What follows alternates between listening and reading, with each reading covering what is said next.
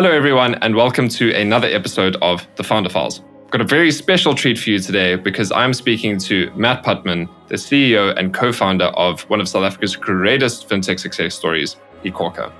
Now, obviously, in this podcast, as you know by now, we're going to talk about everything when it comes down to scaling a business like this. But, we took a couple detours in this conversation that I think is quite interesting for you. So, obviously, starting off on the product market fit story, is how the challenges of building hardware and software at the same time and how they had to scrap the hardware in order to find product market fit and what that changed for the trajectory of the business. We obviously then change into, the views around scaling, and we also talk about what life is like now for him and his business. Where does his personal drive and ambition come from? What are his goals? And how does he translate this into his leadership within his team? So there's quite a personal deep dive that we take there. Part of that is also speaking about this period of learning that he's gone down, right? Especially when scaling the business, is all the advice that he asked from his investors, from his network, from CEOs and COOs from other successful businesses. And he gives us a list of all the books that he's read along this journey that I think are fantastic for anyone listening. Obviously, take those books and run with them. We also speak to something that he's quite passionate about, and that's organizational design. Something that he's learned about as well is like, how does that we unlock scalability in terms of people, but also infrastructure? And so when is it that we must think about redesigning the business, whether that's, moving from a single product business to a multi-product business, going into different markets, thinking about building out your leadership team, what new roles that you need in terms of chief growth officer. That term was never heard of in South Africa. So bringing that in here into iKhokha, what was the view there from an organizational design perspective? That also leads to a lot of mindset shift. And, going from this point of working 6 days a week to now forking out job offers where you wince when you see the salary going out and, learning to really trust people and bring in specialists in your business and your leadership team to take the business to the next level. And what was the result of that mindset shift for him? And how did he go about changing that? We talk a lot about also attracting talent and attracting investors. When you're a Durban-based business, the challenge is that you're not directly accessing the Silicon Cape of Cape Town. You're not directly accessing the kind of job markets in Johannesburg. So having to attract people and investment there brings its own unique challenges. And I think the lessons there are very transferable to anyone in South Africa looking outside of our borders. And throughout this whole conversation, there's just so many nuggets of practical wisdom around just leadership, his leadership development journey, how he's gone about doing it, the lessons that he's learned. That is absolute gold and is absolutely fantastic. And to that last point, that's the whole reason why we have developed an Insight Vault. So we've gone across this entire season of episodes right now, and we've taken all of these timestamps on YouTube around these different topics that we talk about. So whether it's, again, organizational design, whether it's hiring leaders and managers, shifting mindset, learning, leadership development. These are all points that we've taken across every single episode. And what are these topics that we've categorized so that for you, if this is something that you're interested in learning or something that you're struggling with as a challenge right now, you can go across every episode with all of these very successful entrepreneurs to find out how they went about doing these things so that you can really take these lessons of wisdom and focus on what you're focusing on now. So if you would like to get access to this Insight Vault, then please just help us out by giving us your input, filling out a short survey by going on the link in this description of this episode to help us shape season 5, right? We want to get your feedback. This is as much your podcast as it is ours. We want to make sure that we're giving you the content that you want to be seeing. And in exchange for that, you're going to get exclusive access to the Insight Vault before we do anything with it and taking it to market. You will be the first users of it. You are going to get the behind the scene view. So all these people that have to listen to every single episode to get the insights, you get to get the specific insights you want across all the episodes. So if you'd like that, please help us out by filling out the survey. But ladies and gentlemen, I think that's enough for me right now for this intro. Let's get straight into the conversation with Matt Putman. Welcome to The Founder Files, the podcast that's like eavesdropping on a conversation with a successful entrepreneur over a fireside chat. Join me, Cameron Coots, through this unique experience of unfiltered stories and insights from scaling founders around the globe as they share their ups, downs, and everything in between.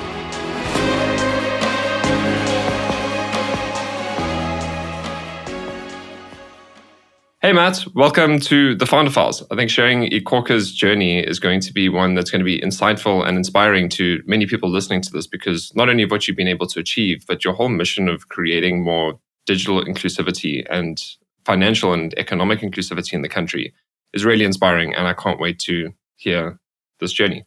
Welcome. Thanks, Cameron. And yeah, thanks for having me on your podcast. Appreciate it. Looking forward to unpacking it with you. So just to start off, iKhokha's grown to some pretty inspirational heights. Tell me about where the business is at now and what life for you as the founder, CEO, and Matt is like at the moment. So I mean, the business has grown a lot. It's been a long journey. So I think it's been a 12-year journey now. We're sitting at about 370, 380 employees. About 250 of those are based at our head office here in KZN in Durban, which is remarkable in itself. And then the rest of the team is remote, spread out through South Africa as well as internationally on some of the product vacancies as well. In terms of, I guess where the business is, we've got a customer base that's, we've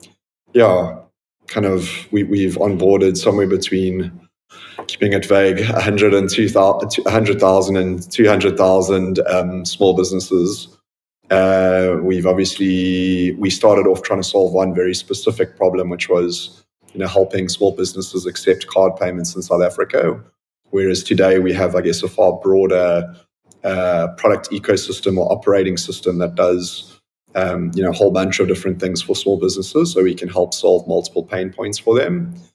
And I guess we've got a national footprint. We're still only South African focused, but looking to find a path to expand outside of South African shores. Just really doubling down behind, I guess, evolving from a single product business to becoming really the operating system that small businesses use in South Africa, to run their business on a day-to-day basis. Sure, that's quite the evolution that you've spoken towards there, and I really want to get into that. But just to go back to my, I'd say, quadruple-barreled original question, I think I need to get better at that as a host. But what I want to know is the situation that you're in is the goal for many entrepreneurs, right? If anything, for a lot of entrepreneurs, is exceeding the goal of actually what they want to do for a business, and for you, that's there for many people. What's it like, right? I mean, obviously, you're still a human being. You achieved this over the 12 years. What's it like being in the position that you are now and still having the ambitions that you have moving forward? What's it like?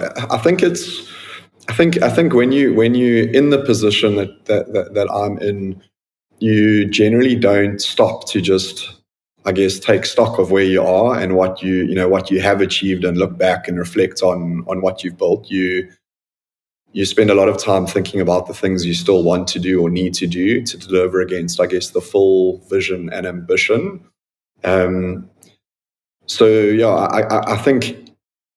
I think when you start out and you may be trying to find product market fit early on, or you have a smaller business, you have the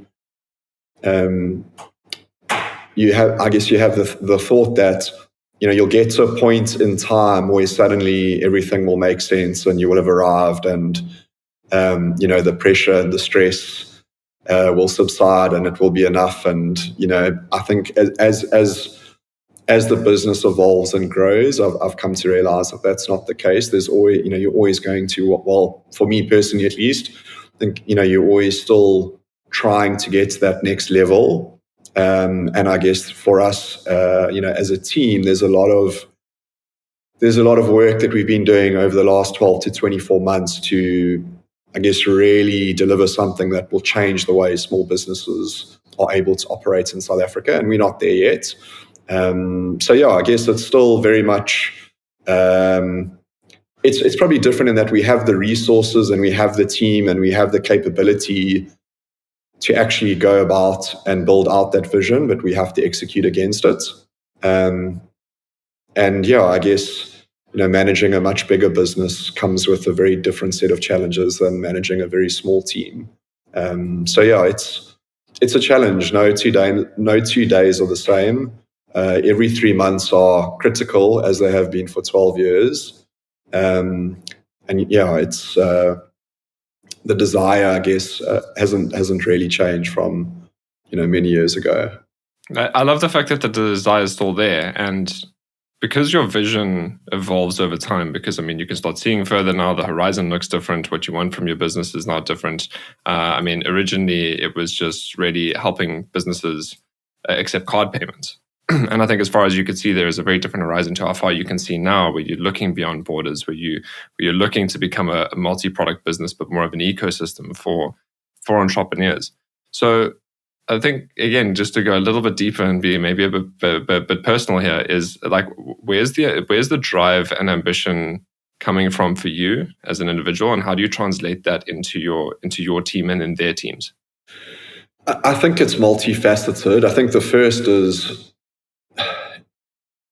I think that the drive at different stages of the journey is different. So originally, I think a big part of the drive for me was I sold a story to investors and shareholders of, what we would build and deliver, and to people that left very stable jobs to join us. And I guess the drive then was like to actually look after those people, make good on the promises that we'd made to shareholders, and deliver against the story that we had committed to. So I think that for a big part of the first few years of the business, that was a big part of the drive. And getting the business to actually a point where it was sustainable and was going to survive and not implode. If you think further back, but now I think it's linked to the purpose. It's that we have the team and the capability to make a really big impact, and that's not an opportunity that many people get. And part of that is luck, part of it's timing, part of it's a lot of hard work to get to where we are, but we're almost at like the precipice of, we've been rolling this boulder up the hill, and if we can maybe get another 10 steps further, then we can have an even bigger impact, and we can change the way that small businesses in this country operates. And I think South Africa's obviously had a very tough 5 to 10 years from a macro perspective, and the small business owner in this country has really kind of kept the country afloat. And a lot of that is hidden, and these people are not well looked after by the big institutions, by legacy governments, etc. So it's like we have an opportunity to fundamentally help them, and therefore help the economy grow. I think with that opportunity comes responsibility. The fact that we are in this position comes with quite a heavy set, weight of responsibility that, like, we need to make sure that we deliver against that purpose. I think that's a key part of the drive. I think probably on a very different lens is like when I see people in the business who've maybe been here for many years, and I get to see their personal evolution and how they have grown and evolved by being part of this business. I think that that gives you, then you feel like, okay, we actually we're doing something right. I'm doing something right as a leader, and that then I guess refuels you. And then thirdly, I guess when we see, like when you get customer feedback from people, like for example, we got it was like a handwritten letter from a lady who ran a bottle store in like a informal township economy, had lots of really hard knocks in life, had lost people, had to almost do this out of necessity. And the cash advance that we'd given her had like changed her life. She should have had to have closed her business doors, and from that cash advance, she grew her business. Now she had multiple stores, and was able to put her grandkids through school. And this was like a handwritten note from this woman saying, "Thank you so much for what you've done for me," etc. I think that obviously that helps with desire, because you think, well, there's another 1 million, 2 million people out there with similar stories. And if we get things right, we can help them, we can help lift them up a level or two as well. So yeah, I think those are some of the main ones. And then I think it's also, and I think from an ambition perspective for me, when I think of success, I have in my mind, I guess, a vision of what our product will look like and the quality of service and experience that we'll be able to build for small businesses. and I know where our gaps are. So I think, there's still desire to close those gaps and to get there. And then the other big one for me is I think that what we've built and the pain points that we're solving are common to small business owners in multiple countries around the world. They're not just specific to South African business owners. So a lot of what we've built and are building, and the learnings we've had over the last 12 years, I think there's a high level of repeatability of us being able to go and launch in another market. But at the same time, that's a big challenge because there's many businesses who've tried to move from one country to multi-geo and haven't got it right because it's not easy and there is nuance. But I think that would be for me, that's quite a big challenge that I'd like to tick off from a personal ambition perspective to say we successfully now in more than one country, and we figured out how to do that successfully.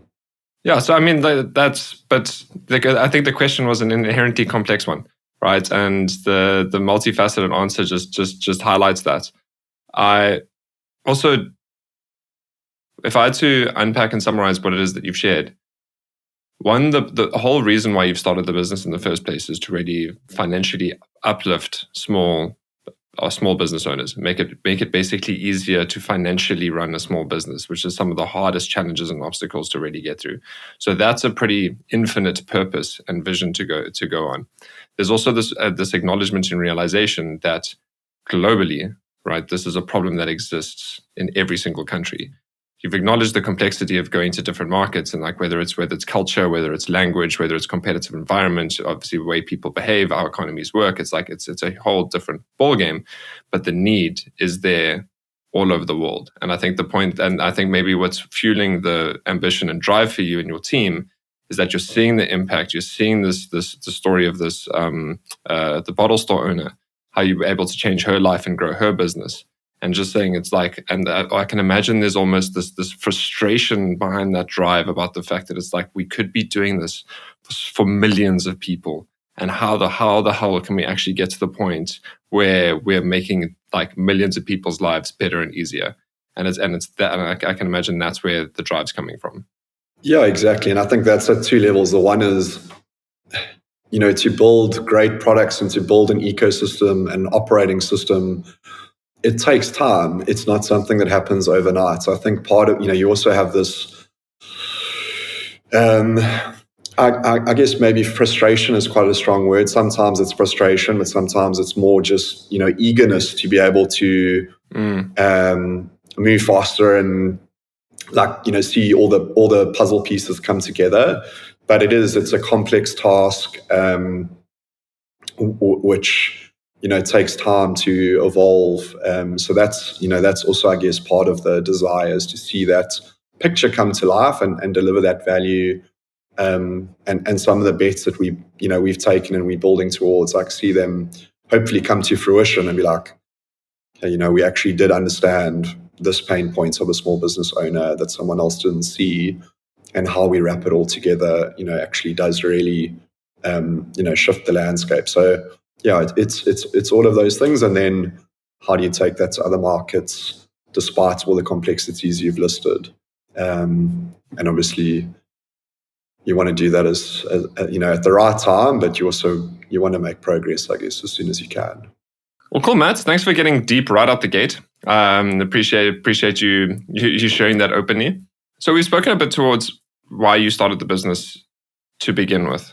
Let's go back to that founding story in terms of like what was it like and how you essentially got to product market fit, because it was like any business really, when you're a startup mode, finding product market fit, a complicated journey, but there was a lot of change that happened that you had to put pause on and say not yet in your product development that's evolved later. So talk to me about that first original journey of PMF.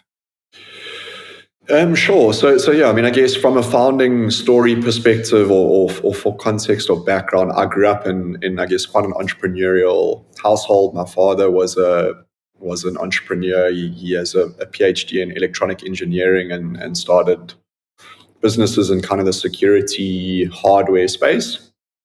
So I grew up, I guess, with that as my reference point, and through school. and in my early 20s, my ambition, I guess, was to be an entrepreneur and to find something that I could sink my teeth into and scale and do things differently. I didn't really want to be part of the status quo and kind of take a normal 9-to-5 desk job. And one of my best mates from school had also grown up in an entrepreneurial household. His father had founded kind of a law firm, a very well-known law firm in Durban, as well as one or two other businesses that helped start Taste Holdings, which was originally the Scooters pizza brand, which then morphed into a bunch of other businesses. So we'd both grown up in quite entrepreneurial homes and had, I guess, a similar perspective that we wanted to make our mark. There was obviously a lot of change happening in the digital space with, things like Facebook, as it was called then, mobile, smartphones. It was all kind of happening in our early to mid 20s, and I had been involved in a nightclub as a part-time owner whilst at varsity, which is another story in itself, and taught me many life lessons. But one of the things that I experienced there was we had a card machine from one of the big four banks, and it was a terrible experience. Having sold that nightclub, I was working with my old man on a side project that he'd taken on, having exited one of his businesses. And I was trying to get inspiration. So I subscribed to Fortune magazine and Time magazine to understand, in the first world where all of this innovation was happening, like what were the trends? Was there any ideas that, maybe I could learn from that would have relevance in South Africa? Came across an article in Fortune magazine written on a guy called Jack Dorsey, who is obviously now very famous, founded Twitter, and he founded Square, which is now Block, which is, I guess, one of the biggest SME-focused payments businesses and consumer-focused payment businesses in the world. I read the article and I thought, well, using mobile phones, which obviously we had this growth in smartphones in South Africa, being able to solve the pain point for small businesses who were unable to get card machines or would have a very poor experience. This was something that no one had done in South Africa, and I thought, could have legs. Left the article open on my dining room table. Ramsey, one of my co-founders, came over for a braai. By coincidence, saw this article open on the table, read the article and said, "Oh, this sounds quite interesting." And that was kind of the beginning of the story. And then we wrote my father in, who obviously had the hardware engineering chops and had actually built technology businesses before. And then we built a prototype. So basically built a prototype of a card machine that plugged into an iPhone. Was it an iPhone 3 or an iPhone 4? It was the old school, like that wide connector. And essentially it could read a card number off a card. That's all it could do. But it was enough for us to be able to raise capital. And I guess with my father having had experience historically, Ramsey and I were seen as like the young jockeys who had all the enthusiasm and energy, and I guess a plan. And we also had the old head of my old man who'd built hardware before. But Ramsey and I often would joke about, when we went to him to say, like, can we build this card machine? He said, "Oh, be a piece of cake." And it was anything but a piece of cake. We raised seed capital essentially. My old man and I and one of the engineers he'd worked with historically, as well as a young engineer who'd come straight out of varsity, kind of signed up. So it was the four of us. Ramsey was in Cape Town at the time. So really my old man, two engineers and myself in a study at my dad's house. And then we designed a card machine that then over time went on to become, I guess, the first South African developed card machine to, ever be fully certified by the international card schemes and PCI. which in hindsight is quite a remarkable achievement, considering That is a one of the remarkable achievement. engineers Well done. had literally was straight out of varsity, never built anything in his life. And then, my dad and Chris was the other guy's name, who's late. They'd obviously helped with the design and the PC board piece. So initially we launched with that product, and I guess the very long-winded backstory, but coming back to your question around product market fit, the concept that we wanted to take to market was that we would launch really a digital-first, bank-agnostic, SME-facing brand. It would be very easy to sign up. You would onboard online simply as if you were buying a pair of shoes off Superbalist, and we would ship you this card machine, because that was really how we thought we could disrupt what was a very cumbersome, long-winded, paper-heavy process with a traditional bank to get a card machine. And we would leverage the power of mobile by having this device that would actually physically plug into your phone. So we certified the first device very close to launch, and then Apple changed the connector on their phone to the Lightning connector. We had to then get like an adapter to plug into the card machine that plugged into the phone. Android then started to scale quite aggressively as a phone platform in South Africa at that point. So it was still like quite early days, but it was quite obvious early on that Android was going to take up a big part of market share in SA, and that it was going to be a much lower cost smartphone option.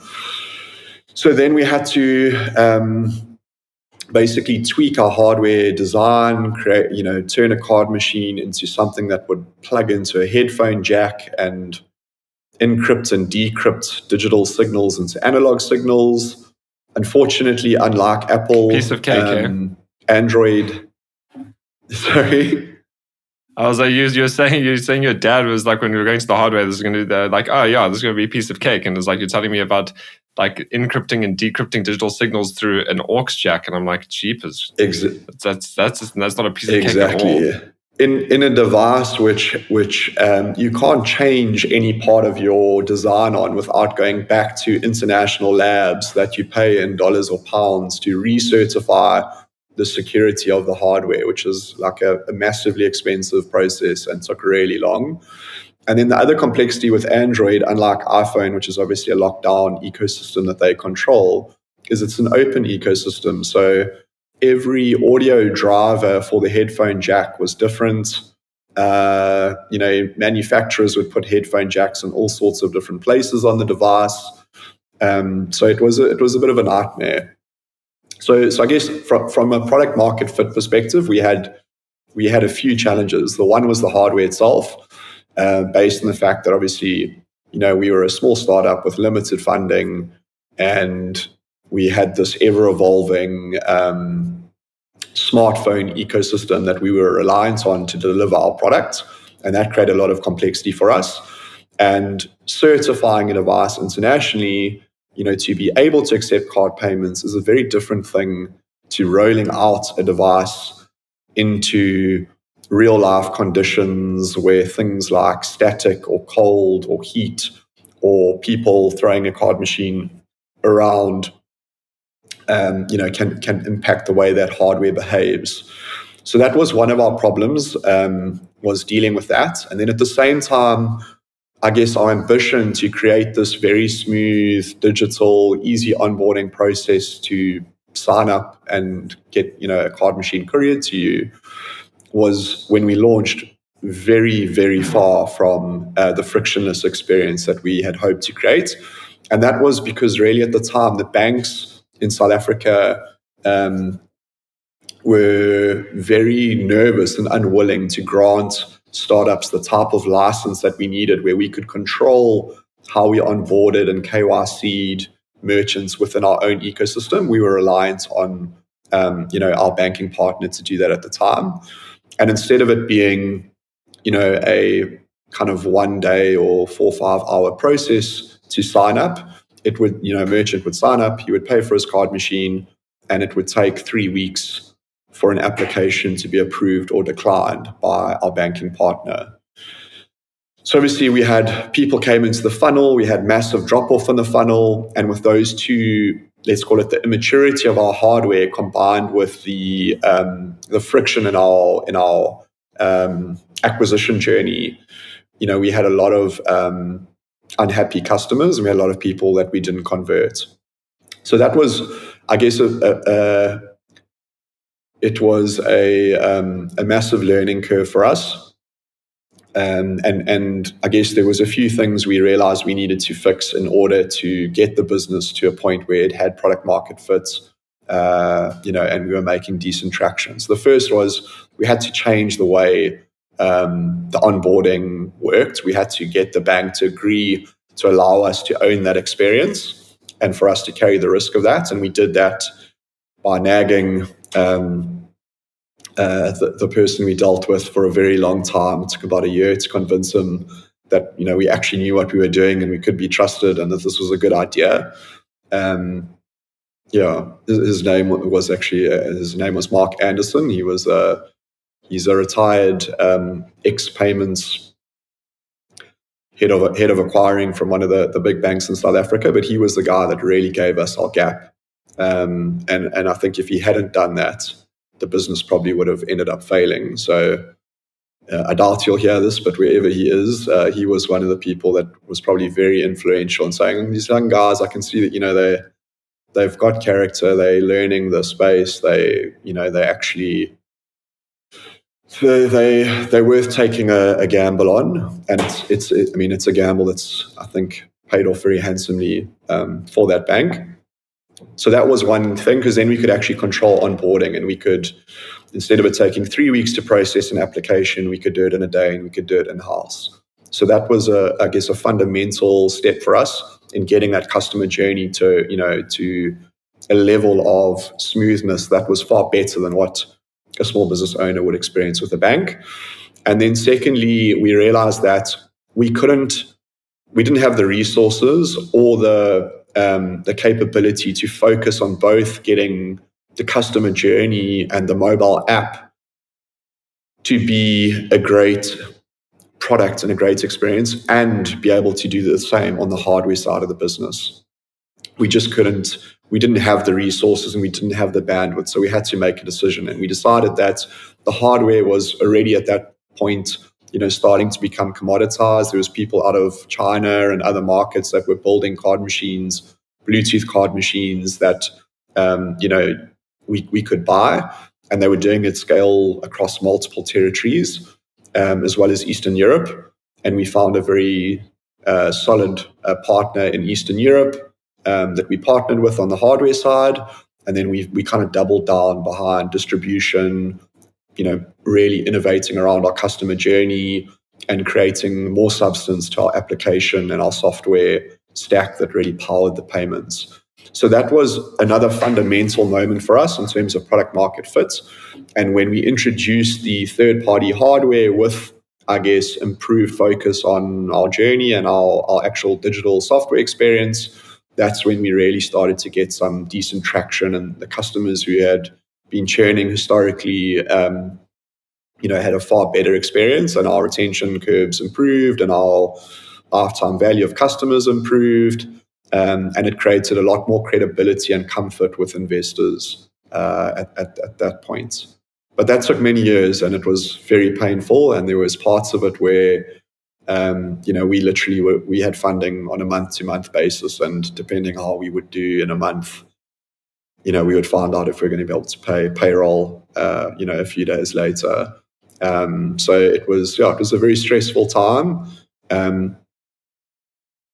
But at the same time, it was quite a romantic time, because I think, you had a very small team of people who were all focused on just trying to get this business to survival.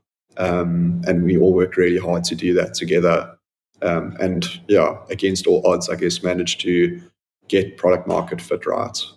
And how did you know when you got product market fit right? What did that look like in your business at that time? I think, again, it's like one of those things where it's multiple. There's probably multiple things that you're looking at. The one is, I guess, customer sentiment. NPS, App Store ratings, general sentiment coming out of the call center, on a daily basis. We had a very small ops team that would be dealing with customer complaints, just monitoring that sentiment and seeing it improve. And then, I guess we just started to see, I guess, an increase in the number of people who were buying, or, from an acquisition perspective, who were signing up. And then our retention on those merchants just, fundamentally changed from our original devices to kind of our third-party hardware. So I think from a revenue generation perspective and a retention of customer and a growth in active customers, which is obviously probably the most important metric for us and many other businesses, that curve just started to track in the right direction and just build kind of monthly. But it wasn't like an overnight thing where we woke up one day and we're like, this is it. So I think we knew when we launched the device and we saw the improvements in that customer sentiment, and we started to see the improvements in our kind of retention or our active numbers, like moving in the right direction. We're like, okay, we're onto something now, and let's double down behind how we build additional momentum in that space. Yeah, so the best framework I've heard for product market fit is just simply customer acquisition, retention, and engagement. So is your customer acquisition trending upwards? Is your retention staying stable, or at least obviously improving? And then engagement is like, are people actually using this on the regular basis that you want them to be using it? 100%. And I think for us, what also happened was fairly shortly after we launched this new hardware, we had a new investor that came into the business. So up until then, we'd had South African-based investors, and we had our first kind of international set of investors who had invested in payments businesses globally in emerging markets, but big businesses that had scaled, and they'd seen, I guess, these growth cycles occur in similar types of businesses to ours, and things like, which we were already starting to monitor, but they pushed us on and helped us with, is, we would obsess over things like our retention curves of different cohorts and looking at, on a 12-month basis, is there an improvement on between, month 0 and month 1, or month 0 and month 3 on each cohort? And then what is the payback? Like, we started to measure customer CAC to LTV, which at the time was a metric that wasn't really understood in South Africa or used by businesses, which is customer acquisition cost versus lifetime value. And we went and we were fortunate to be able to spend time with people in, some of these more developed businesses that have scaled massively globally, and understand what were the metrics that they were monitoring, and what did good look like? What was a decent CAC to LTV ratio? What was a decent customer payback? So I think bringing those metrics into the business and monitoring them, and then as you launch a new feature or product, so you tweak something, seeing what that does to your retention curves and your CAC to LTV and your payback periods is, that's, I guess, where scientifically you can say, okay, this is moving in the right direction. There's product market fits and stability here. But so again, that's why I love the science of it, and you can explain it with the numbers in terms of what that looks like. But the stress of getting to product market fit versus what happens when you've kind of got it now ready shifts in a different direction. So what were the challenges you first faced now in improving those metrics, driving it up, and now, I guess, driving, or at least so maybe let me ask that as a question. At this point, were you still driving demand or trying to keep up with it? No, we were definitely driving demand. I think in most businesses in South Africa, you do drive demand. I think there's very few businesses, initially at least in your first 6-7 years, where you're trying to keep up with demand. And if you're one of the lucky few people who are in those businesses, well done to you. But I think in the South African context, there is a lot of friction that exists in our society, in our world. So I think, and that's probably one of the things that, we would read all these stories of American startups, US businesses, and the reality of our experience was completely different. So I think it's easy as an entrepreneur to think, well, we're obviously doing something wrong, or we don't have product market fit, or we're a failure. But I think you have to create demand in a market like South Africa generally, to a point that you get that brand equity and that buy-in, and then the market starts to move, and that can take a long time. But I think there's two. So there was a book that I read. There was a book that I read quite a few years ago called Blitzscaling. It's a very good book. It's written by, I think it's Reid Hoffman. Yeah, Reid Hoffman, who obviously was one of the founders of LinkedIn and multiple other amazing scaled businesses. But it was a book that I guess fundamentally shaped my thinking, in that it was all about how you can scale a business as quickly as possible, and what are the inhibitors that slow you down from being able to grow fast. And there's the part of it is called growth limiters. So there's two growth limiters according to the book. The first is lack of product market fit, and the second is operational scalability. And operational scalability kind of has two subsections. The one is human limitations on operational scalability. So do you have the organizational design and the people to scale? And then infrastructure limitations, like can you actually handle scale from an infrastructure perspective? So I think from a thinking perspective, that book, it made me think around, okay, these are the growth limiters. And then it speaks to, I guess, basically the different types of growth levers or growth factors. There's 4 different types of growth factors. One is market size. How big is the total addressable market that you can go after? 2 is distribution. There's that saying, a bad product with good distribution will always beat a good product with bad distribution. And I think in South Africa, that's super important and super true. I think for us, we focus a lot on distribution. And then there's 2 others, which is around high gross margins and network effects.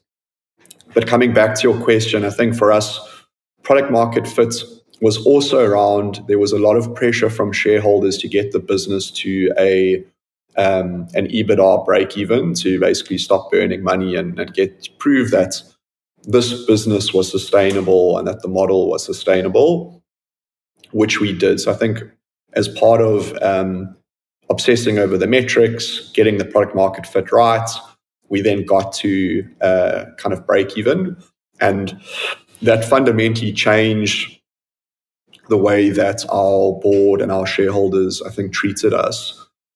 Because I think especially in the South African context, where your total addressable market is what it is. You're not in America, or you're not in a place where it's easy to scale to 10 different geos from Europe, because everyone, there's free trade across all countries. When you're in South Africa, there is limited market size, depending who you're going after. And I think from an investor mindset perspective, our investor mindset, especially in the startup space, in the scale-up space, is quite conservative versus the growth at all costs type mindset that we see with, big American VCs or European-focused VCs. So I think making sure that a business can actually get to break even, to build credibility with your shareholders in South Africa, for most entrepreneurs is, it's a key milestone that you have to tick to, then get the trust and the freedom to be more aggressive around growth. Well, I think the reality is that we're building a business, right? And it's again a saying that I really like is top line is vanity, bottom line is sanity. And it doesn't surprise me that immediately when that happens, the relationship with the board, with investors, shareholders changes, because the pressure lifts, right? It's about the fact that, okay, this business can now financially sustain itself and can actually start earning its own income, really. Yeah. And that's essentially what net profit is at the end of the day. So I can imagine that shifted. I can imagine that was an exciting time, right? Because there's a pressure that gets lifted from the P&L statement, and you're able to look up and look forward. But I imagine still there's the problems never stop. They kind of just evolve and become more complex. I actually like to look at that, and there's a difference between backward-looking problems and forward-looking problems. Backward-looking problems are things that you need to fix, Otherwise, you're not going to be able to move forward. But forward-looking problems are things that you need to kind of unlock or overcome in order to get to where you want to get to. And I think that for me is the nature of not only product market fit, but also getting to break-even point, is that there's a lot of the fixing problems change to now is like, how is it that we can look at forward-looking problems and take it forward there. So for you, what were, and again, that's nice to say in principle, there's always going to be stuff to fix. There's always going to be stuff that are obstacles that come moving forward. But, at this stage, post break even, what were some of the problems that you were facing? What was keeping you up at night at that time? I think maybe just before we get into problems, I think it was a big milestone, and I think it also was. It was an important thing to achieve because you've now delivered the promise that you've made to your initial investors and shareholders, and you've proved that, the business, can be sustainable. I think moving on to the problems were like, how do we grow as quickly as possible? Because there's still a big total addressable market in front of us. How do we access capital to do that? But how do we do it in a sustainable way, where we don't now immediately go and put ourselves into another massive, J curve that's going to take years to get out of. So I think trying to think about growth in a space where we had far less capital to spend than our main competitor, and we had shareholders who were as interested in top-line growth as they were in profitability, which I think is the right way to think about business. And I think if we look at how the cycle has changed in the markets, that's how the markets are valuing businesses now. They're less interested in businesses that are just focused on top-line growth only, as you say, the vanity metrics have been massively discounted. People want to see models that work on both top line and bottom line. So I think for us, that was a challenge, was how do we compete against a peer set that has a lot more capital than us to spend on marketing. So, how do we really stretch the funds we have? But how do we grow quickly, and what are the areas that we double down behind? And how do we build out additional distribution so we can really capture as much of the market share as possible in as short a space of time as possible.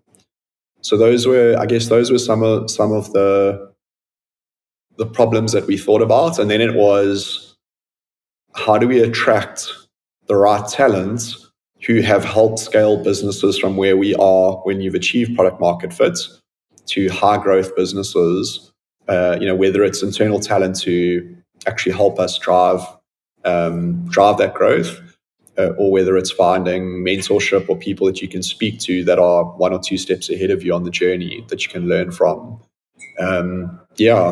Those were, I guess, probably attracting talents and figuring out how to access capital, what was the right amount of capital, how aggressive to be or not to be. Those were some of the problems that we then started to think about. So I definitely want to get into those topics because those are such important ones. But I just want to really double click on the point that you've made, because it highlights a huge reason why me and Brett actually started MetaVolve. Is it's this point in scaling when your natural behavior and approach is going from problem solving to now you needing to do strategic thinking.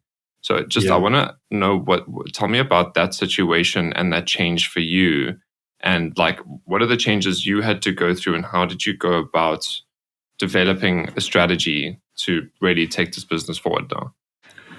Yeah, so I guess, and I'm like, obviously it was quite a long time ago, right? So I'm trying to dust off the cobwebs of remembering how it all played out. But I think what I realized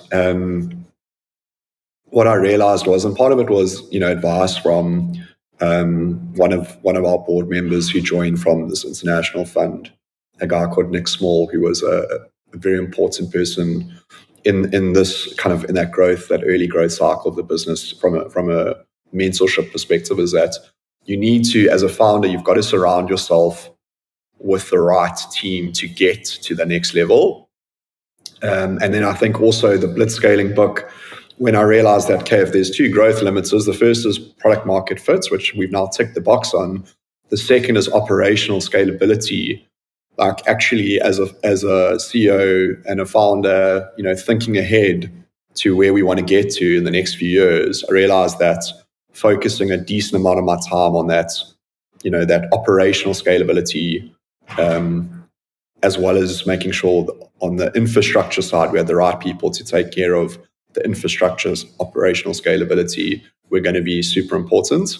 And then, I guess it was prioritizing spending time with people who I could get access to, who I could bounce things like understand how do they structure the org at Meta or at Stripe or at SoundCloud, and why do they make the choices they made, and how did they achieve the growth that they did? What were the key things to focus on? And I tried to, I guess, pull that information together to create a plan that would work for us. So it sounds like there was a huge kind of season of learning that you went into, where it was just, whether it was reading, whether it was asking like for mentoring, whether it was advice, you just suddenly became a sponge, right? What I want to know, how did you have the capacity to do that, right? And the bandwidth whilst your business is growing, and you still got everything from sales, marketing, finance, investors, operations, products. Like how are you juggling all of that at once? With difficulty, I think is the answer. I often say to people that I think depending on the level of ambition you have, like especially in the earlier stages of business, is like it's almost proportionate to the amount of suffering. It has to be proportionate to the amount of suffering that you're willing to put yourself through. So I worked, I guess, 6 days a week for quite a few years, and just absorbed as much as I could from an information perspective, and then still I guess helped guide stuff on the operational side of the business. Also did have a few, I guess, strong people who were committed, who were obviously helping as well. But it was not an easy period in the business. But there was I think maybe a few key things which are interesting to note. So there was a guy called Mark Striegel. He was the ex COO of SoundCloud. So obviously SoundCloud was like the first big music streaming platform, I guess, globally. He was a German guy who was living in South Africa for the time, and for whatever reason, we built a relationship. And he helped me with some of the org design thinking and kind of a growth-based mindset, product-led growth, looking at our org structure, things like chief growth officer. When we put together that role and that focus, like that didn't exist in South Africa. No one had, I had never heard of a chief growth officer in South Africa. So it was important to look externally to understand how these businesses had set themselves up for success internationally, so we could bring it back here. And he said to me, and it's something that at the time didn't realize was actually going to be super important, but reflecting on it, it was actually super important. I think as a founder, especially in the early stages, you want to control everything, and you think you need to control everything. And I was at least, skeptical and cynical about hiring people who earned big salaries, because it didn't look like they would work that hard. And I'm not sure that I'd get like the value from money that that would come with their paycheck. And he said to me, Matt, and like we built a good relationship, but then he said to me, something I need to speak to you about. He said, like, when hiring someone who, when you sign off on the salary offer, makes you feel uncomfortable, so that's when you are setting yourself up for the next level of growth. When you're hiring someone that you're signing off as a founder on that offer, and it makes you feel uncomfortable, obviously picking the right person, but like that's going to help. When you look back in 6 months to 12 months time, you're going to realize that change in mindset will fundamentally help you unlock growth, because you need people with the experience, and you need to offload stuff to be able to get to the next level. At the time, I was like, okay, Mark, let me think about this one. But it resonated with me, and it was 100% true. So I think hiring people who know more than you, obviously if you can attract them, and if you're willing to take that sacrifice, is worth it. And then the second thing is I was very fortunate to be able to go and spend a bit of time at Stripe in Ireland. And they kind of took us through, I guess, two things which were very important. One is an induction process. It's like, when people start at Stripe, here's an induction pack we give them. We're like, induction, what is that? It's like, no, you basically, you set people up for success. You take them through different parts of the business. We give them a pack. They get a T-shirt. They get this. They get that. And that was something we brought back into our business, and it helped us set people up for success. But in that induction pack, there was a book that they gave me called the High Growth Handbook. It's written by someone called, I think, Elad Gill. And it's a very practical, detailed book with multiple chapters on how to build basically a high growth business. And it covers everything, every single part of the framework you need to succeed. So that book was super fundamental, and I used to call it the Bible. Like, I would literally just go and sit and refer back to it, and then we'd be hiring a product manager, and there's like a section, how to hire a product manager, what questions you should ask a product manager in an interview, like at that level of granular detail. So these are like little gifts, I guess, that the universe gave me along the path as I was seeking out knowledge and information. And those are two or three of the things that I think were super valuable for me personally, and changed maybe some of how I thought and how I constructed, my thinking with the team. Yeah. So one thing that really stuck for me from what you said was just this shift around when you're signing off a salary that makes you uncomfortable, and the mindset shift that it changes there.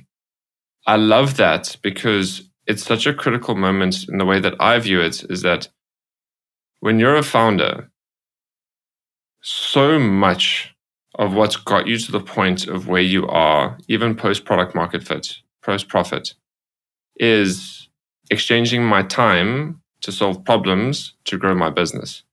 And now when you get into the scaling journey, you now shift from, instead of exchanging your time for growth, you now need to start exchanging your money for growth. And that's a very different mindset. It's very uncomfortable when you first do it, but it's those decisions that you need to make, and doing that with clarity, with confidence, and with peace of mind that this is actually going to pay off is the really tricky obstacle that I see a lot of founders really struggling in that scaling journey because of that, not necessarily the element of control, but that just that shift of changing from spending my time to spending my money, and believing that that's going to pay off. I find that that's a big chasm for a lot of people to behaviorally cross. Yeah, 100%. And I agree with you, it is. And again, maybe coming back to the blitzscaling book, it speaks about, I guess, the different stages of growth. So a family is 0 to 10 people, a tribe is 0 to 100 people, a village is 100 to 1,000 people. And at those different levels, or different, parts of your growth, how you manage people, how you can be effective, how you can scale is very different.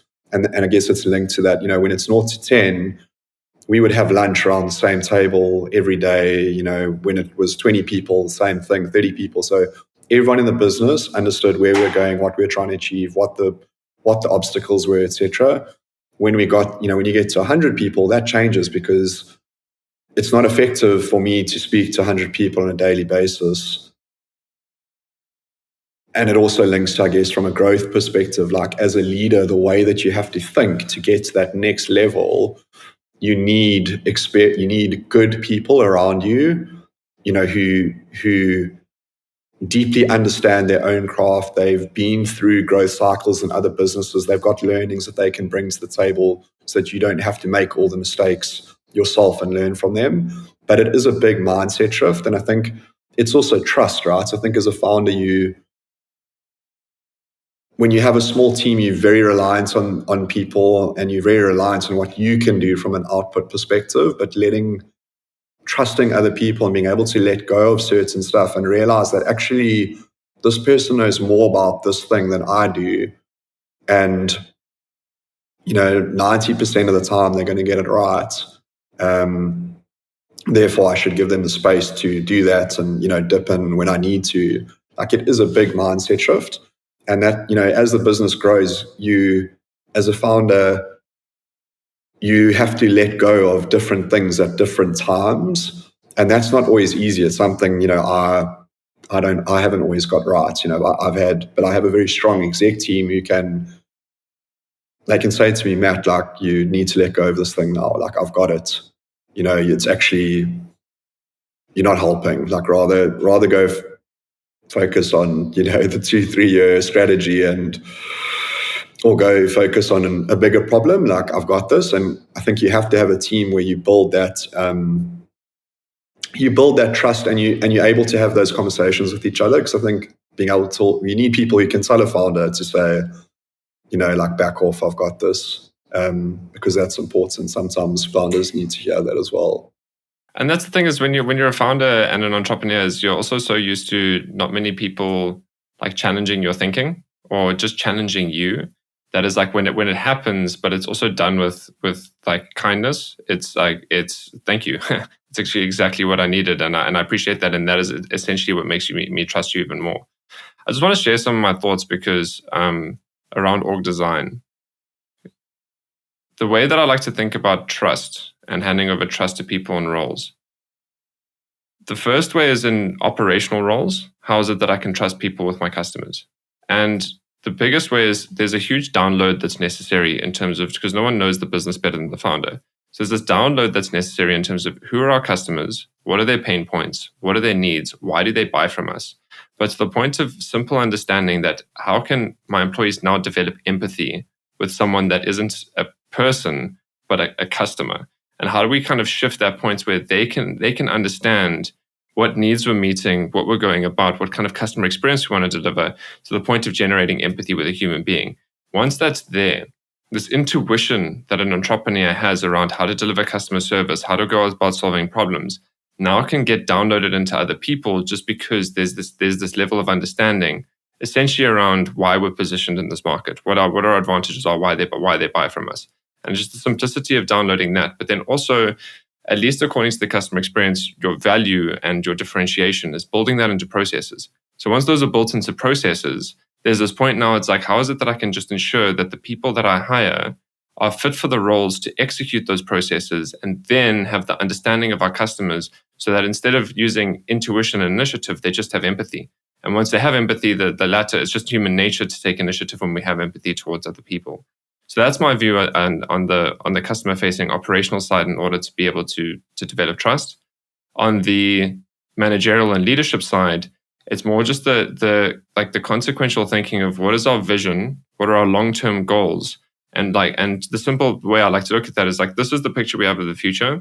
What needs to be true in order for that vision to become a reality? And there's certain parts of that are always going to now lead into certain functions within your business. Is the fact that we need certain things in finance, or in marketing, in product, in ops, in distribution, or in HR, in people. There's these things that are just necessary to do that. And I can't do all of those myself. But even when I look at that goal, it's like, I don't have the expertise to achieve that. I need someone else to hire for that. And that also guides how it is that you define that role in the first place. So how do you go design that senior role is based around, there's the strategic objective I need them to achieve.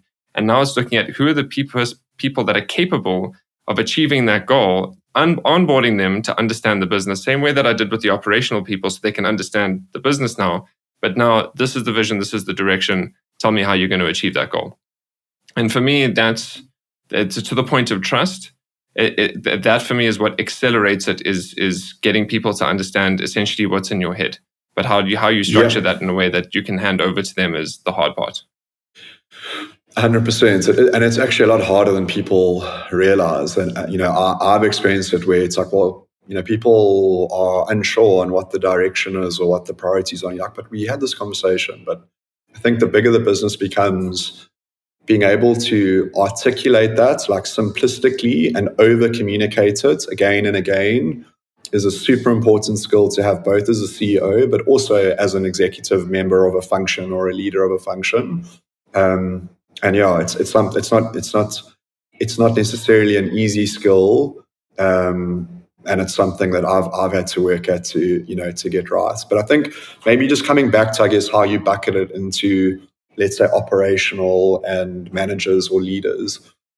I agree with you. I think that there are one or two nuances. The one is that in terms of operational people, 100% agree that, as you've laid it out, is how to think about it. And for us, what was quite important is that we wanted to make sure that people were very aligned with our purpose, because that, if you're aligned with the purpose of what we're trying to achieve, then intrinsically you're going to have empathy for our customers. You know what I mean? So for us, like I spent a lot of time, not so much in the last probably 18 months, but maybe in the 3-4 year period before that, on being very involved in working with our chief talent officer on, what is the messaging we put into market to attract talent, to almost like filter out people that are not aligned to our purpose.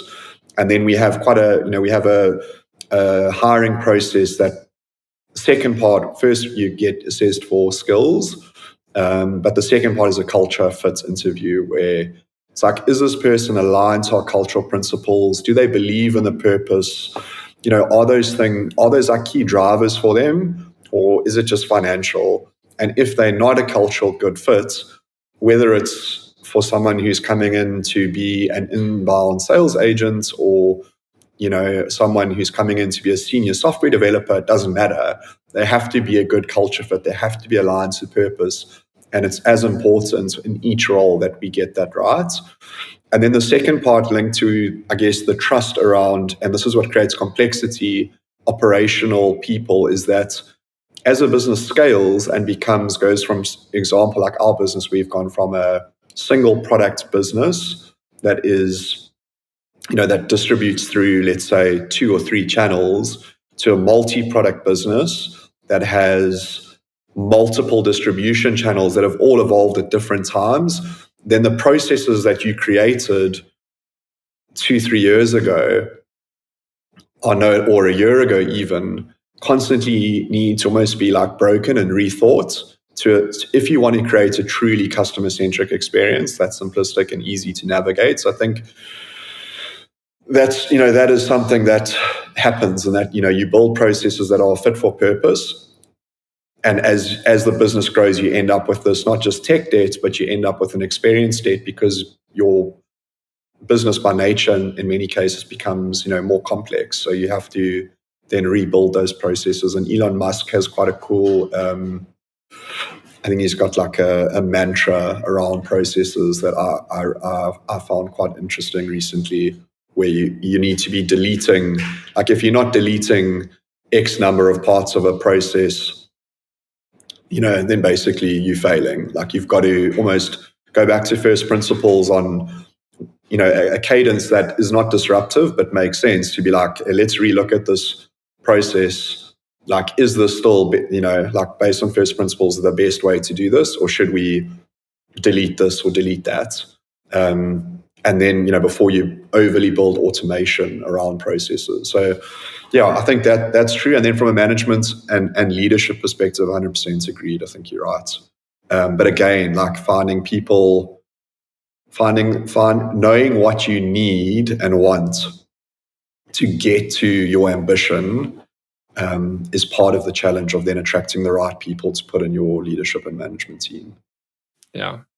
On the notes, then I want to pivot the topic, but on the note of the processes, and especially now when you're becoming multi-product business, is that, again, another challenge that I've seen many, many times is that when you are, again, post-PMF and you're starting to scale, your ideas, your opportunities now become growth strategies, and which are inherently now more complex, because in many ways is like this idea to create this new product or go for that new customer.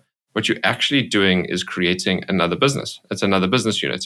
You're in a different market with a different value proposition, with a different product, different reason for buying. And so there's points around, and even if there's an overlap with your existing customers, there's at least a different need that you're fulfilling. And so there's a different thinking that needs to go about doing that. For me, because obviously, again, given what I do, I like to think in frameworks. The framework that I find very useful to that is just thinking around the customer experience and the customer experience journey. But this is just very simple around, and it's around the answering of what to delete.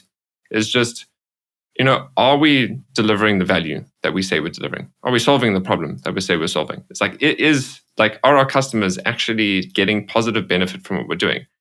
Is the experience with us stress-free? Are we reducing anxiety and uncertainty throughout this experience of them dealing with us?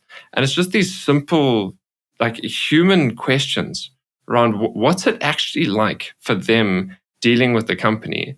Really makes you look at the processes to answer that, and to why we're going to delete, why we're going to make these changes kind of start becoming obvious. Because I think without that framing, and again, without grounding it within the reality of the customer, it's always just coming to your improvement of what could be optimized. But that can really potentially take one off course. Yeah, 100%. For us, customer journey mapping and customer blueprints, and as you say, tracking that journey and understanding what emotional states are they at each part of that journey, and what are their needs, and are you meeting their needs? That's fundamental to how we think about it, and having that kind of customer-centric mindset. So yeah, service design, user experience design, they have to almost drive that. And then when we think about, I guess, what to build or grow or change, we look at it through kind of three lenses. We look at it from, if you're wearing, let's say, the product management hat of, what's the business value for us to build this thing, whether it be an optimization of a journey or a new product or feature, what's the value it's going to either bring us in terms of growth, or it's going to protect from a revenue perspective. So that's the business lens almost. Then there's kind of from a service design or a customer champion lens, it's how valuable is this to the customer, in their world? How much value is it going to create for them? How happy are they going to be that we've built this thing or done this thing? And then the third part is technical feasibility. How much work is it to actually achieve it? And then we take those three scores, put them together, and then because you always going to have constraints, you can't do everything at the same time. We'll look at what if we stack them up and we score 2 or 3 big things against each other, what gets the top score? And if there's ever a tie in scores, we'll always lead with the one that has the highest customer value score, because our belief is if a customer's happier, then it's going to it's going to have business value in some shape or form. Yeah, 100%. And I love the fact that you also share a lot of thinking around building and frameworks. And it's, again, you've done it for yourself. I think that's one thing that I like a lot of business operating systems, business frameworks, books that help with that point. But for me, they should be there to educate, inform, and inspire.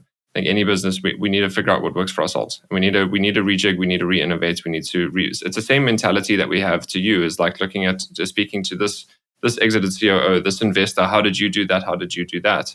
It's the same thing we must take with knowledge and books and frameworks. And it's okay, cool, but what's going to make sense within my space? And the fact that you've got this framework for essentially, should we go ahead with new product features and new products is amazing. And my assumption, the reason why you're doing that is because not just around the focus that's necessary, but around the resource allocation and the effort reward is when you are starting to get at a point of growth and scale that you're at, where you now have the resources where if you wanted to brute force something into working, you probably could. But the thing is it worth the effort of us doing that? And so, and one of the ways I like to think about things is strategy, or at least good decision making. When business is going well and you're growing, is more about saying no and not yet than anything else. And it's about if you don't have clear ways to get to a good answer of why no or not yet, that's where shiny shit syndrome can really start kicking in quite easily. 100% agree. I think you have to be disciplined and focused in terms of what you chew off. Otherwise, you're going to try and do 5 things at the same time, and you're probably going to do them all badly. And I guess the bigger you get and the more resources you have, the more shiny things come across your desk where people are constantly trying to, I guess, trying to get your attention to do something or to use something or to, and I think to have the discipline to kind of filter out the noise and just focus on the most important things. It's a skill you have to develop and a discipline you have to maintain, but it's not always easy. Yeah, that's really not easy. At least, especially for me as an entrepreneur, is that you there's always an idea, and there's always this feeling that comes with the idea. It's like, oh, that's a great idea, but then it's the point of, is it the right idea right now? Is it the right focus of it? Because your most scarce resource is not your money, not even your time. It's your attention. And is this the best thing that we need to be paying our attention on right now? And we can go through mental gymnastics to convince ourselves that it is there, but to get to the point of really maintaining that focus and that discipline, I think it's super hard. Actually, this makes me think of another question is around so many reasons why entrepreneurs love entrepreneurship. Is that fun? Is that creativity? Is that idea and I'll build it? So my question for you is, with all of this discipline, these frameworks, decision-making, is it there? It's like, it's a very mature state of thinking about growing a business. How do you balance that with the fun at the same time? It's a good question. I mean, I think the learning is fun, right? So like learning about new frameworks and ideas and implementing the stuff can be fun. I think it's tough. I think having a team that you enjoy working with is like fundamental. So like my exec team are a great team of people that I genuinely like hanging out with. I think that's probably like the basis, right? It's hard to have fun if you don't like the people you're working with. And likewise, I guess, throughout the business and other divisions, there's lots of people that I've built relationships with over a long period of time. And then, we also within our business, we take, I guess, talent, our chief talent officer, and talent is a division, like how we think about people, the people experience, what can we do on a monthly and quarterly basis to bring some fun into the workspace. That's something that they're helping take care of, and that where there's cool ideas, we prioritize it. But it isn't an easy thing to always get the balance right, especially the macro environment in South Africa the last few years has been tough. There's been lots of curveballs for most businesses. But I guess sometimes we also just try not to take ourselves too seriously, got to be able to take a joke and also make light of some situations that, you could cry about or throw something at the wall about, but it's not going to change the situation. But having fun, if you ask some people historically, I'd say that figuring out the balance between driving and having fun definitely wasn't my strength, but it's a development area. So hopefully I'm making progress. Well, actually on that, my opinion of that is that what we are looking at as fun, we're actually confusing with intrinsic motivation. Because intrinsic motivation is, I'm doing it because I want to be doing it. It's the act of doing it that I actually enjoy rather than the outcome it's getting me to. And intrinsic motivation is purpose, autonomy, and mastery.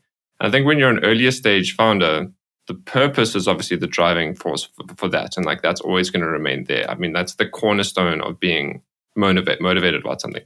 The autonomy is the freedom, doing what I want with my time and building this is even if it's the wrong idea, it's still my choice. I have that autonomy to be able to do that. I think for you, where that's shifted in towards is that autonomy is still there, but the greatest kick that you're getting in terms of the intrinsic motivation is the mastery component. And it's not just that mastery of entrepreneurship, it's that mastery of being a leader, of being a CEO, being a strategic thinker, building a great business. And it's that knowledge and skill set that is a lifelong practice. That'll never end. And I think that's the combination where the fun point really shifts from doing whatever I want within my business in pursuit of this purpose to absolutely refining a knowledge base and skill set in the pursuit of living that purpose. And it's how I go about refining and developing that skill set changes that autonomy. And I think that's where true like the pull of leadership development instead of like the push is like sure, I really actually like I'm now suddenly in 2 years I've gone from doing everything to now managing managers. It's like that's the push that you really need to go. But now the pull point is that like this is the mastery that I want to develop. Yeah, 100%. And I agree with you. I think it is that is like the next evolution. And I think things like even therapy, coaching, all of those things are like super important to be a really Seeing effective strategy leader. coaches, for example, I mean, that's always helpful too. Yeah, yes. I mean, that was a shameless plug from me. Nice plug. It's very good. I would highly recommend doing that. Yeah, no, it is important though, right? It's you need to plug out of like the business and have people that work with you, but both from a strategy perspective and a leadership perspective, and even a personal perspective, because those things they flow into your work life and how you show up. So yeah, I think all of that is super important, but I don't know. I mean, you're never going to have all the answers, right? It's you're figuring it out as you go along, and somehow you have to find comfort with that. And it's all relative. Like people say, oh, look at iKhokha and Matt's CEO, he's got it all figured out, and I definitely don't have it all figured out. And then I'll look at CEOs that are at the level above me in terms of the businesses that they've built and the impact that they've had, and even those guys have people that they look up to. So I think it's you never get to the finish line. It's about the journey, really.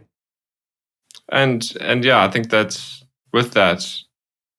For me, one of the greatest points around humility is one, the gratitude of really enjoying the journey and where you're at and grateful for where you are at, but also the I'd say the fastest route to arrogance is thinking that you have figured it out, right? That's and there's nothing that I think will bite someone faster than arrogance, because then you're not open, you're not learning, you don't have your eyes and your ears open, and things will change and move, and you will get blindsided at some point or another.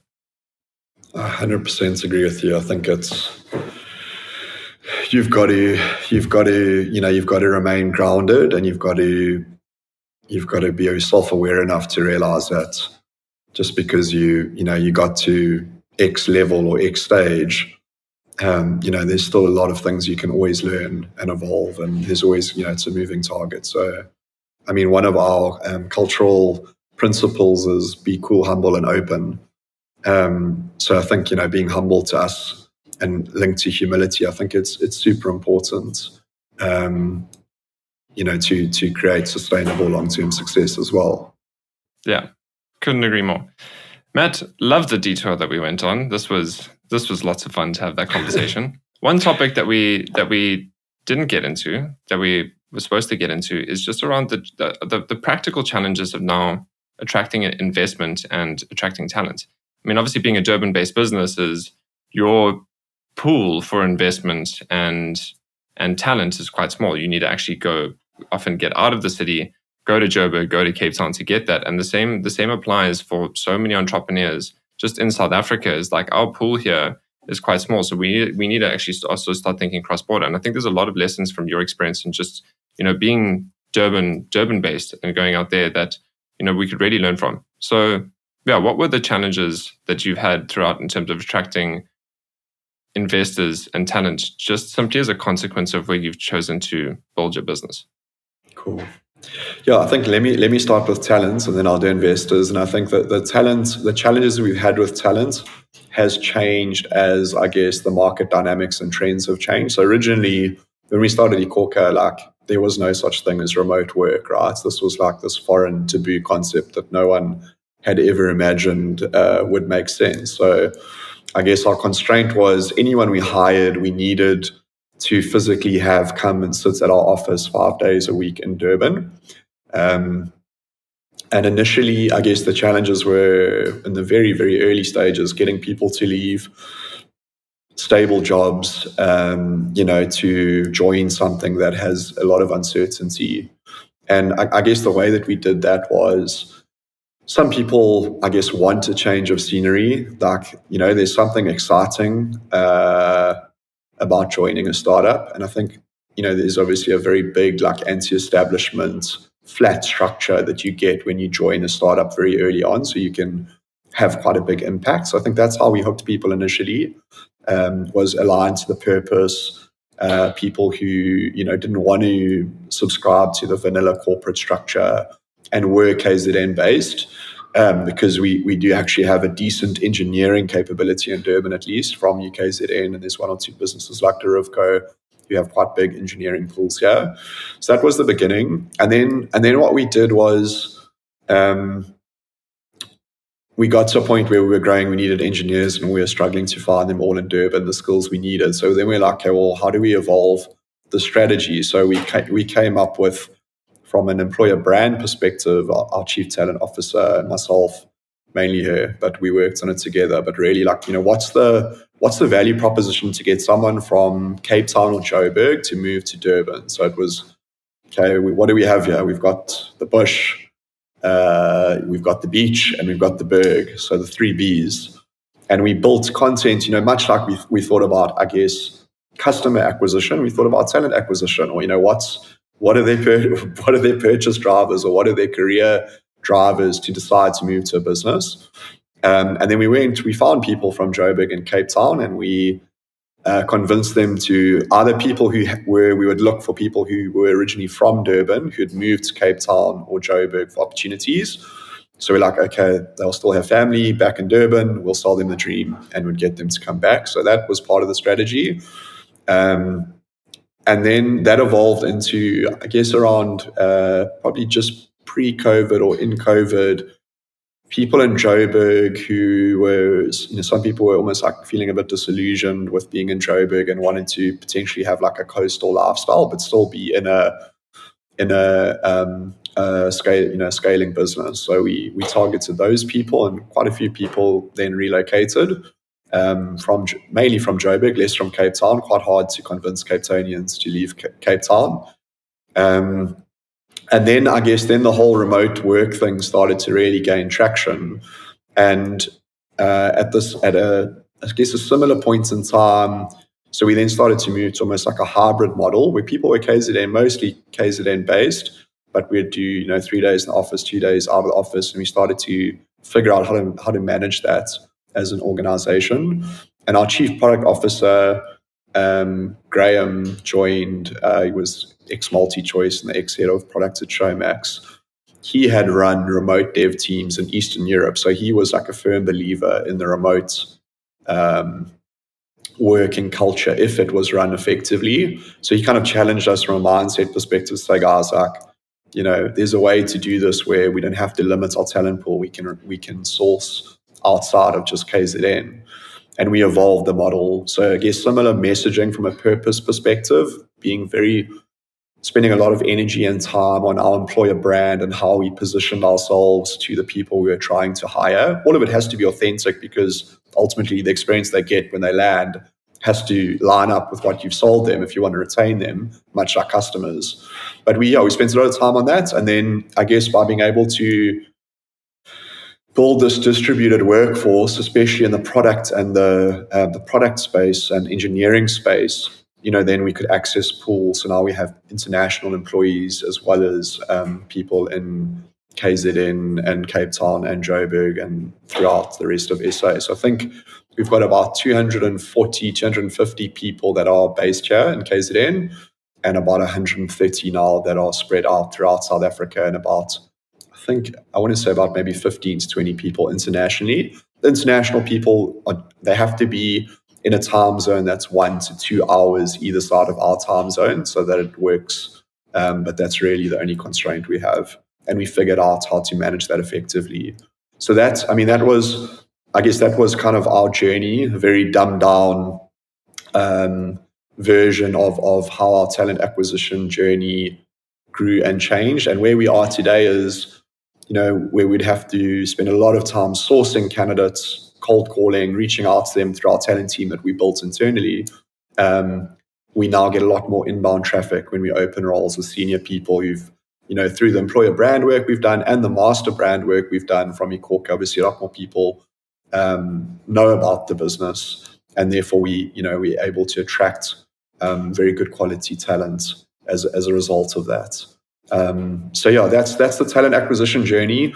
The investor piece, I guess, is an interesting one in that I guess a lot of the scale-ups have quite a diverse cap table. So people that started a startup who came from either the investment space and then started a scale-up, or came from a startup or scale-up and started a startup. Whereas I never had any of that experience.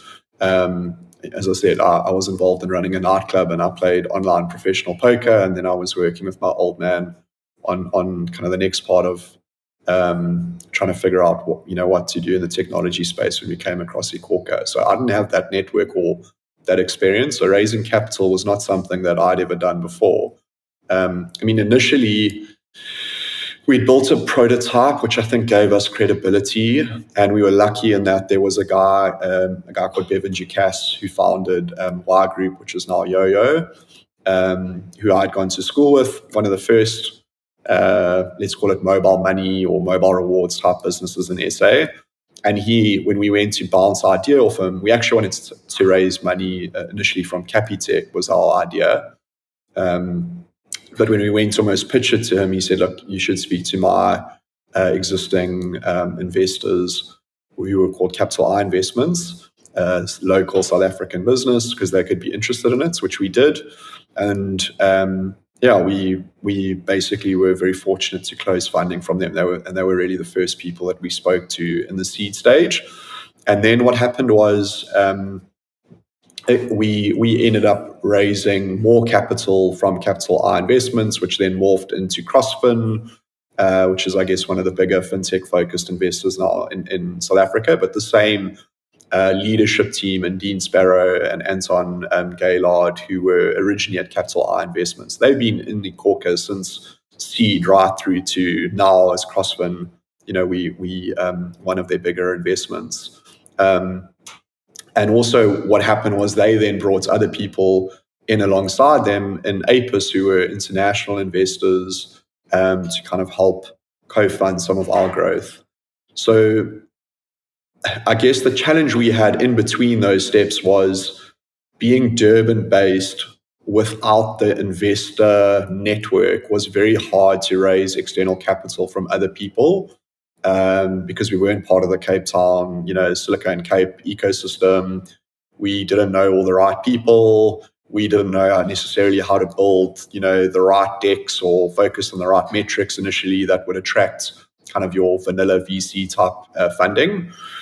And then we ended up almost, just doing more of these internal rounds. But what that did mean was that as a team, we had to spend less time focused on being on the road, fundraising, dealing with, 50,000 different potential investors. And we could spend more time on actually building sustainable value within the business. I think there's pros and cons to both. But yeah, it was a learning journey. And I think where we are now is we see the brand has a lot more traction and equity, so it's a lot easier to raise capital because of the track record you can show people, because you know the questions you're going to get asked because you've been asked them 1,000 times.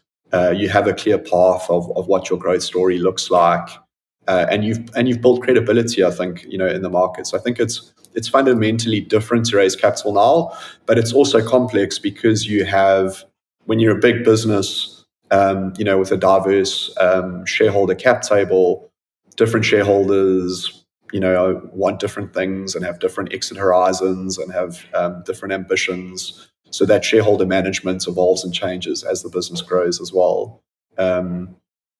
It's a very long-winded answer to your question, but well, it's a very complex situation. Yeah, it was hard, but what we did, I think what we were almost forced to do is, because we had less capital than our competitors who were had a team that was very good at raising capital because some of them came from that world. We were forced to really stretch every dollar or rand that we spent and, get the most value out of it. And we spent a lot of time, trying to build a really sustainable, lean business, that was going to do well in the long term and not just, do well from a vanity metrics and a sprint basis. And I think for me, that's also the basis of it, is that if you're going to be asking for someone else's money into your business, is the priority should be like, how am I building a profitable, sustainable business? Like, there's the easiest way to raise investment is to show the proof of that. And then again, I'm reducing my anxiety of where my money's going. That's it. And the priority is, and I think that's the tricky thing for what you're doing. And for the record, I love some of the thinking that you gave around talent acquisition. I love the triple Bs. It's also this mindset that I think a lot of people don't really look at, is that you're at this point now where the kind of talent that you want to be bringing, aren't looking for a job, right? And so the thing is that they're especially not looking to move cities. So to convince them is like, you need a proper value proposition. But then in terms of the investment side of things, is it's you're essentially running a sales function. And the approach towards fundraising is focused on that. So to make sure that you're still focusing on the core business and building that, in my opinion, reduces the effort needed in fundraising, because it also just indicates to your investors that your priorities are in the right place. Yeah, I think there's definitely been benefits for us in the way that it's played out.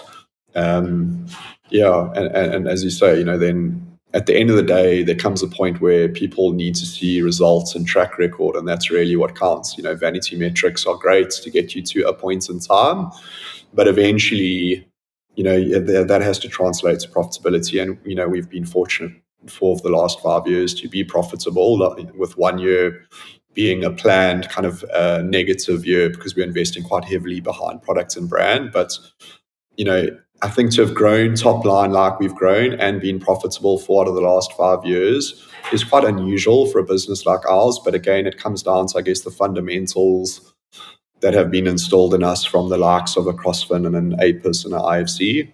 And what's worked out quite nicely for us is that, up until probably 2 years ago, the market and investors, especially international investors who are focusing in Africa, were fixated on top line growth and vanity metrics.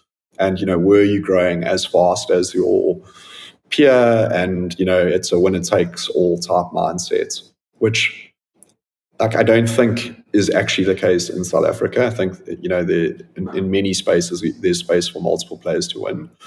But the market shifted, about 2 years ago with all of the macro stuff that played out, where suddenly people were risk off and they wanted to see businesses that were not just building top line growth, but were building sustainable growth with profitability.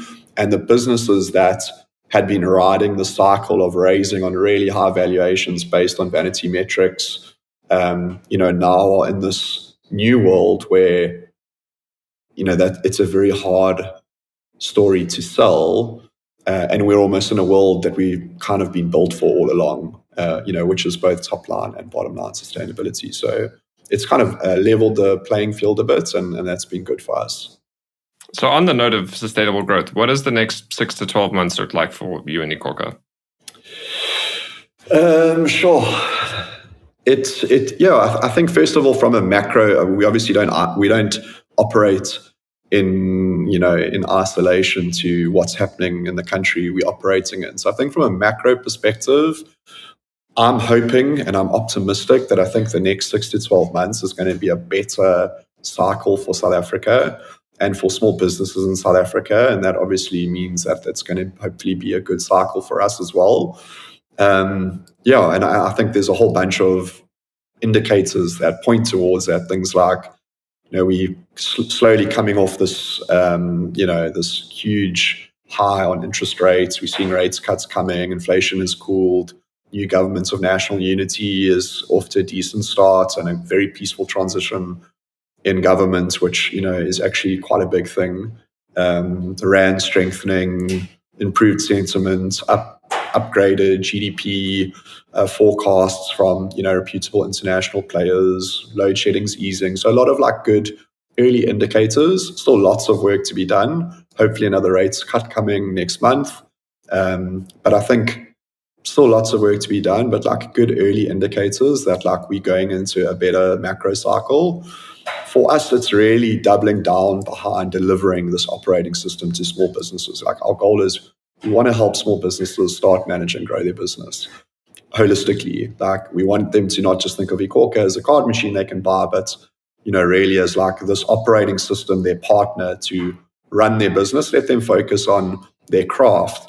And we take care of a lot of the heavy lifting in the background. So delivering like meaningful changes in that space. That's the next 6 to 12 months. We're going to be rolling out a product, hopefully in the next few days, that will, I think, fundamentally change the space and add a lot of value to small businesses and help solve some of the cash flow constraints and pain points that they have today.